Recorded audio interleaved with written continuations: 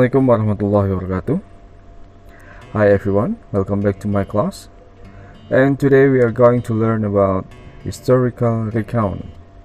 So this is not just a regular recount that you had learned before in junior high school. It is a historical recount. Jadi historical recount ini merupakan salah satu jenis dari recount text.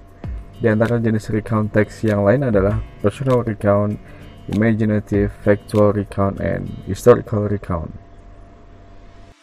Oke, kita mengingat kembali. Recount text is used to retell writer or someone's past experiences, and the social function is to inform or entertain the readers. Jadi recount text adalah merupakan teks yang menceritakan kembali tentang pengalaman penulis atau seseorang di masa lalu, dan fungsi sosialnya adalah untuk menginformasikan atau menghibur si pembaca. So what about historical recount? Historical recount is a text that used to explain and retell factual events in the past that has historical values.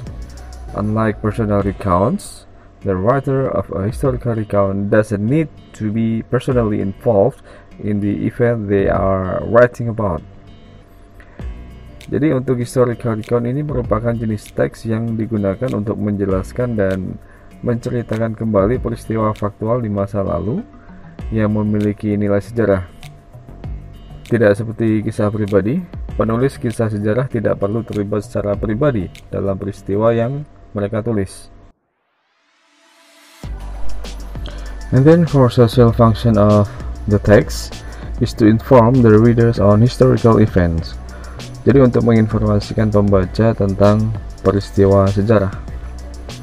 Lalu untuk generic structure of the text, sama seperti recount text pada umumnya, ada orientation, kemudian sequence of the events, and reorientation. Untuk orientation, consists set the scenes for the audience by providing background information. Jadi terdiri dari pengaturan suasana untuk penonton dengan memberikan informasi tentang latar belakangnya. And then the second is sequence of the events presented in chronological orders and it is written in detail. Jadi disajikan dalam urutan secara kronologis dan ditulisnya secara rinci. And then the last one is reorientation. It is used to summarize, evaluate, and restate the events. Digunakan untuk meringkas, mengevaluasi, atau menyatakan kembali peristiwa bersejarah tersebut ya. So, there are some language features that you might find in the historical recounts. Ciri-ciri bahasanya yang digunakan dalam peristiwa sejarah. First, ada past tense. Jadi pasti ya, karena ini kejadian di masa lalu menggunakan bentuk tenses past tense.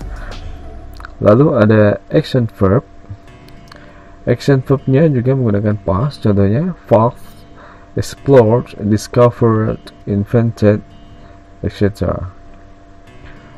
Lalu ada adjectives, contohnya remarkable, important, tragic. Lalu ada adverbial phrases. So these phrases tell where, when, why, and how. Contohnya last month, in Malang, everywhere, anywhere. Dan yang terakhir ada time connective. These words help to order events. Contohnya firstly, next, then, finally, just then, afterwards, etc. Dan berikut adalah contoh dari historical recount, contoh paragrafnya. Silakan disimak. Okay, now look at the paragraph and let's analyze the general structure of the paragraph. Kita analisa ya. Oke, yang pertama adalah orientation. Di sini ada di paragraf pertama. Orientasinya di sini adalah the people started to feel injustice. Several cracks emerged that shake politic condition. Lalu untuk sequence of the events, series of the events. Ada di paragraf kedua. Yang pertama adalah the government became unstable and struggled as monetary crisis. Paragraf ketiga masih tentang lanjutan kejadiannya. The government seems helpless in bringing the economy back.